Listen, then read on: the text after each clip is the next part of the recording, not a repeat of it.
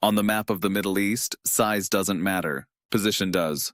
Qatar and Oman are two dots in the sand that can move the waves of oceans. Small, but not insignificant. Quiet, but everywhere. Their strength doesn't lie in numbers, but in subtlety. In diplomacy, in trust, in the ability to be a bridge where others build walls. In a world where power is measured in barrels and weapons, they chose a different language, the language of stability. Qatar speaks through gas. Oman speaks through silence. One earns on energy, the other on trust. One buys the future, the other tends the past. And though they differ in everything, from lifestyle to architecture, they share one thing: survival in the shadow of giants. While Saudi Arabia builds its Vision 2030 and Dubai sells itself as the future of the world, Qatar and Oman do something far less spectacular. They talk, they negotiate, they listen, and that is precisely their advantage, because in the Middle East, the winner is not the one who shouts the loudest, but the one who knows when to be silent. In Riyadh, you can hear reforms. In Abu Dhabi, the skyscrapers glitter. But in Muscat and Doha, you still feel something those places are missing: calm. A calm that is not passivity, but strategy. Oman is like an older desert sage, composed, measured, wary of the world around it. Qatar resembles a young strategist, ambitious, wealthy, confident. One represents wisdom, the other, energy. But both know their fate doesn't depend on oil, but on relationships. Oman doesn't invest in publicity, but in trust. Qatar doesn't build walls, it builds windows. One trades in calm, the other in influence. In a world breaking into factions, blocs, and alliances, both countries preserve something rare: the right to talk to everyone. When others choose sides, they choose balance. Qatar can invite enemies to the same table, and Oman knows how to make sure no one leaves offended. That's an art no diplomatic academy can teach. It's intuition born of history, of the desert, of the experience of surviving in the shadow of powers. Because a small state in the Middle East has no luxury of big mistakes. It has only two choices: cling to a giant or learn to be indispensable. Qatar and Oman chose the second path. Qatar built its indispensability on gas. Oman on trust. One supplies energy, the other supplies calm. And both know that in a chaotic world, those two goods are the most valuable. In the desert, you can live without gold, but not without water. In politics, you can survive without military might, but not without credibility. Oman is that water, quiet, clear, essential. For the Americans, it is a bridge to Iran. For Iran, a safety valve. For Saudi Arabia, the elder who reminds them that real strength doesn't need a show. Qatar is its complete opposite. Where Oman offers silence, Qatar offers lights. Instead of a cult of tradition, futuristic ambition. Instead of modesty, a stadium worth billions. But under all of that lies the same DNA, the awareness that you must be needed. While others build armies, Qatar builds relationships. It finances media, universities, investments, hosts world championships. And with each of those projects, it sends a single message to the world: you don't have to like us, you just have to need us. In Oman, time moves more slowly. Muscat has no ambition to be Dubai. The streets are calm, people polite, and business begins with tea, not with a PowerPoint. In this country, even political decisions smell of incense. Thoughtful, balanced, soft in form, hard in substance. Here, diplomacy is not a profession, it's a way of life. Qatar lives in the spotlight. Oman, in the shade of history. One attracts attention, the other attracts trust. And this is exactly why their parallel existence is so fascinating. Two worlds, two characters, two philosophies of survival, and one region where everything depends on who knows how to talk. Looking at the map of the Middle East, you see giants: Saudi Arabia, Iran, Turkey.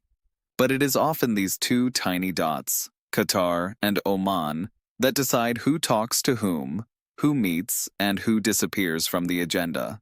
They are the ones who, despite appearances, can shift the balance. Because a small country that understands how giants think is more powerful than a giant who doesn't understand how the small think. Oman has something no one else has: the trust of all sides. No one accuses it of betrayal, No one truly suspects it of manipulation. That's a resource you can neither buy nor force. Qatar has something else: courage. It is not afraid to take risks, invest, provoke. And though they are as different as day and night, together they form a duo that helps keep the Middle East in balance. Their story is a reminder that geopolitics is not always a struggle for domination. Sometimes it is the art of survival. Sometimes it is the ability to say no with a smile. Sometimes, silence that means more than 1,000 declarations. In this sense, Qatar and Oman are not the background to great events. They are the stage. On the map of the Middle East, Qatar and Oman look like tiny grains of sand that you could miss among the desert giants. Yet it is precisely these grains that shape the contours of what we now call a strategic region. Their presence is quiet, their impact deep. They don't have Saudi Arabia's scale, Dubai's extravagance, or Iran's military ambitions, and yet they serve as the silent backbone of this part of the world.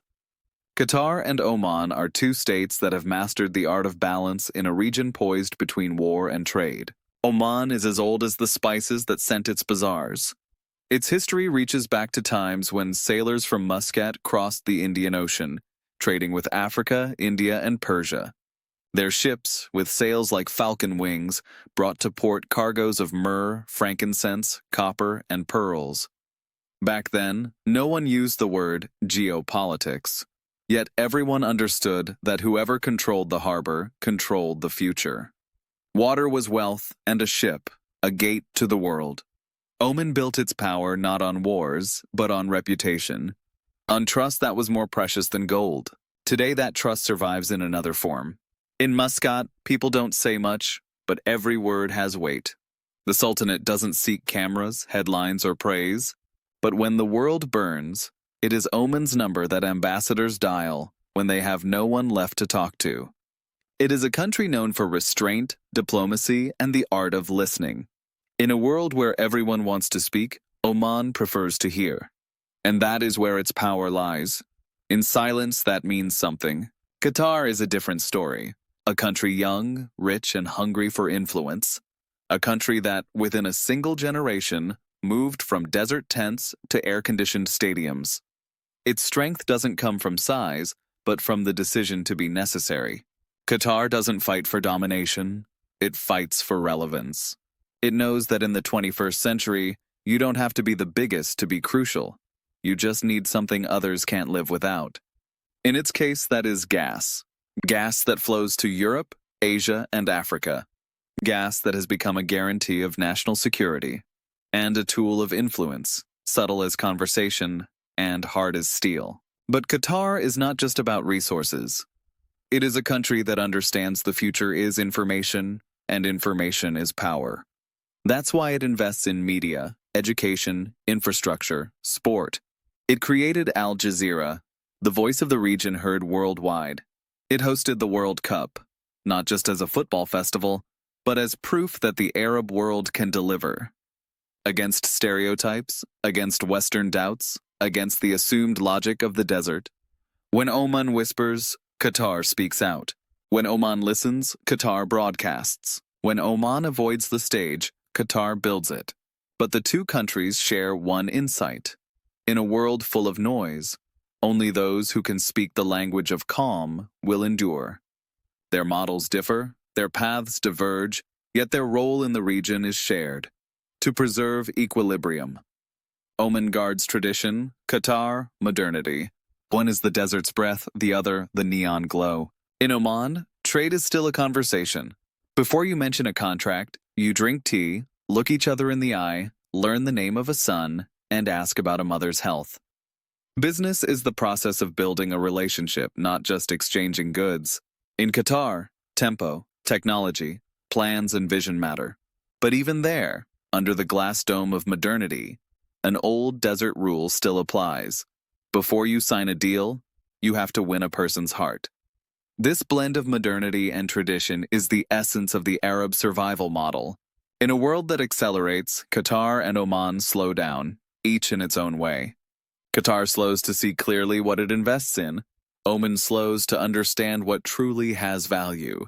Because in a region where almost everything can be bought, credibility cannot. Oman is the calm that gives certainty. Qatar is the energy that creates opportunity. One survived by knowing when to be silent, the other by daring to speak. And that is where their charm lies, in the balance between silence and ambition, in the space between past and future, in the art of being needed, not dominant.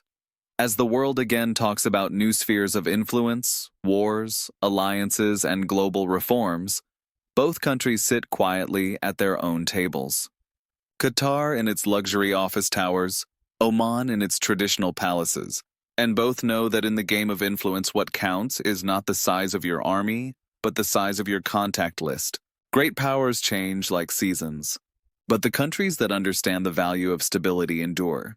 So it is with Oman, which for centuries has balanced between Iran, Arabia, and India, and with Qatar, which in a few decades became the center of global attention. Two countries that never aspired to conquest, yet somehow conquered the world's imagination. In a world where everyone wants to have a voice, the real value becomes the ability to remain silent. In a world obsessed with profit, the real value becomes the ability to see what truly matters. Qatar and Oman are not powers in the classic sense. They are teachers of a different kind of power, the power of calm, prudence, and patience. Looking at the map of the Middle East, it's easy to overlook their borders. Yet they are the ones drawing new lines in the minds of those planning the region's future. Qatar with its energy and capital, Oman with its wisdom and diplomacy. Qatar opens doors to modernity. Oman makes sure history doesn't get slammed shut behind them. And perhaps that's exactly why both are needed. Because the region cannot survive without balance between speed and calm. Because the world cannot survive without countries that remind it that progress without humility leads nowhere. Qatar and Oman, two different notes in the same melody. One plays loud, the other quietly, but together they create a harmony missing in a region where everyone wants to be a soloist. Their story is just beginning. And though the world will keep staring at the giants, it may well be these two small points, grains of sand, that make the desert bloom again. Because sometimes the smallest places teach the biggest lessons. And the lesson of Qatar and Oman is simple. If you want to survive in the Middle East, learn to listen before you start to speak. At first glance, Qatar and Oman don't seem to have much in common. One bathes in the luxury of modern skyscrapers, the other in the scent of incense and sand. But beneath that surface, beneath the differences in style, ambition, and pace, lies a shared philosophy. Both states understand that in a world rapidly losing balance, only those who can keep it will survive. And that the true power of the Middle East doesn't come from oil, but from how you use it. Qatar is like a flash on the desert, rich, bold, aware of its uniqueness. Built on gas, but resting on vision. Within a few decades, it traveled a road that others needed centuries to complete. As late as the mid-20th century, it was a poor land of fishermen and pearl traders. And today? Today, it controls some of the largest natural gas reserves in the world. Its LNG flows to Japan, China, France, Germany, Italy. In every contract, in every shipment, there's more than money. There is influence. Every cargo of gas is a silent diplomatic conversation. Every tanker is a letter sent without words. While other states invested in weapons, Qatar invested in relationships. Instead of armies, alliances. Instead of military bases, information hubs. It built its own media, its own sovereign funds, its own prestige brands. And suddenly, a tiny country you can cross in an hour began to shape the direction of global debate. Because if you have something the world needs, you can speak on your own terms. Oman is the opposite.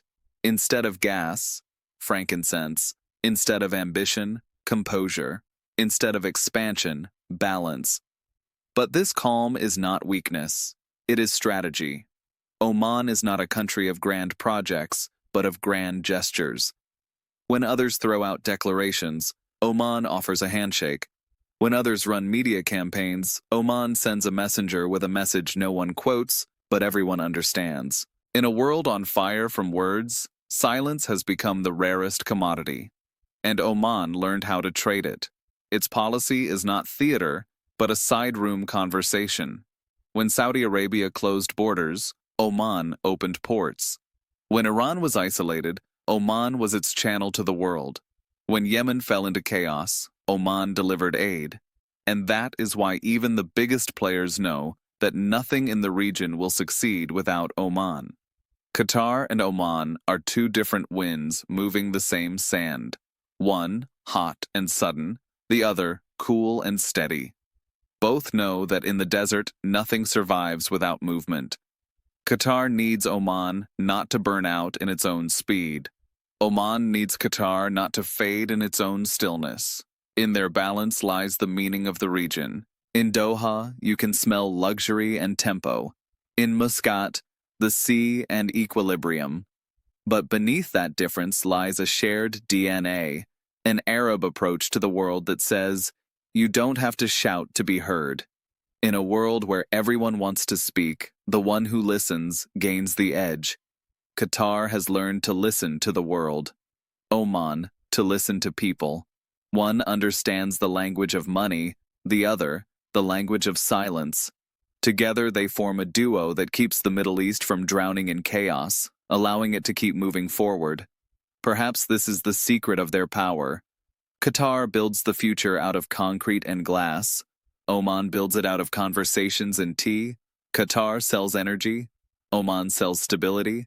And both know that the latter is more precious, because energy runs out with time, while trust can last generations. So while the world looks at the Middle East through the lens of barrels, drones, and wars, Qatar and Oman look differently. They see a network, not a battlefield. They see dialogue, not just conflict. They see a future where it matters less who has more resources and more who has more patience. And so, in a world of storms, these two small countries remain like 2 points of light on the horizon. One shines like a neon sign, the other like the moon. But both say the same thing. Strength is not about size, but about how long you can endure when others burn out. In the Middle East, survival is an art form. It's not about having the most money, but knowing when to spend it. Not about having the largest army, but never needing to use it. In a region where any day can change history, survival demands intuition as much as strength. Qatar and Oman turned that intuition into their shield and their signature. Small states in a world of giants that know they can't win by dominance, so they win by wisdom. For centuries, Oman has understood that its greatest asset is neither oil, nor gold, nor the sea, but reputation. Its strength is not resources, but credibility. In a region where betrayal is often a currency, Oman is a place where you can still trust. It is a country that never tried to be anything other than itself. It doesn't promise the impossible, doesn't make empty declarations. Its politics are like its landscape, calm, balanced, unpredictable, only to those who don't know the desert. Because the desert is wise. It never reveals its secrets to the first passerby. When others play on emotion, Oman plays on time. It waits for the dust to settle. It knows history rewards the patient. In a world in love with speed, it chose the rhythm of the sea. Muscat is a city that breathes serenity. There are no massive towers, no neon, no blinding lights. But there is something you cannot buy: trust. Ambassadors come here when they have nowhere else to go. Oman doesn't say much, but when it speaks, the world listens, because its silence has meaning. It was through Muscat that the talks between America and Iran passed. There, in shaded rooms, met people whose names are never mentioned publicly. There, agreements were made that no one wrote headlines about, yet they changed history. Oman doesn't need front pages because it has a record everyone knows without reading. Everyone understands that in this quiet place, decisions are made that others only announce. Qatar chose a different path.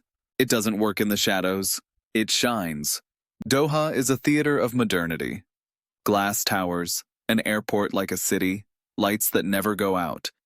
But beneath this glare lies the same awareness as in Oman, that a small country survives only if it is needed.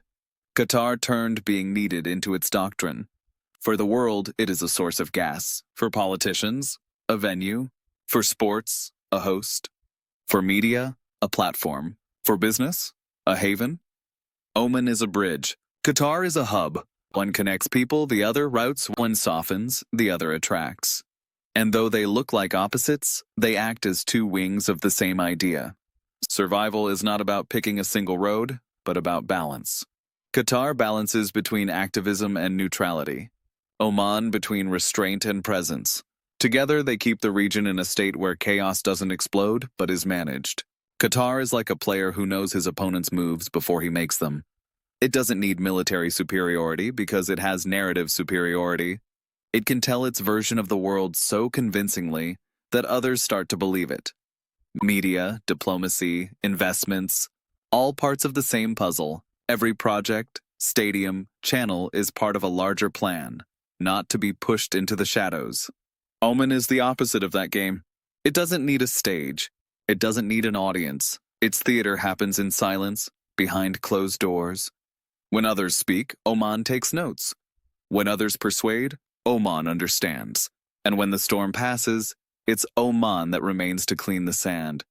Where others want to be first, Oman prefers to be last, but lasting. In a region where alliances are as fragile as glass, Qatar and Oman prove that loyalty doesn't have to mean submission.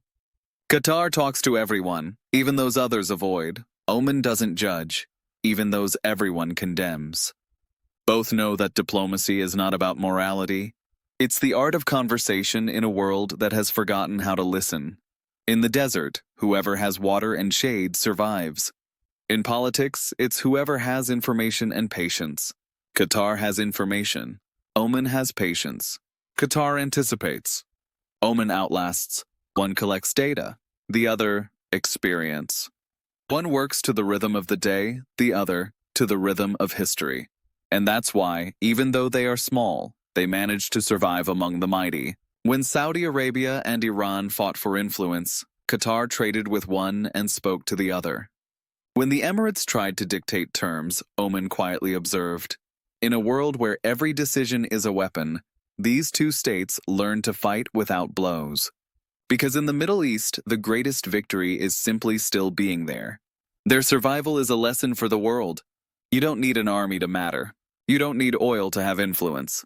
You just need enough patience to outlast those who don't have any. And in that, Qatar and Oman are masters. They don't shout. They don't threaten. They don't blind with excess. They simply endure.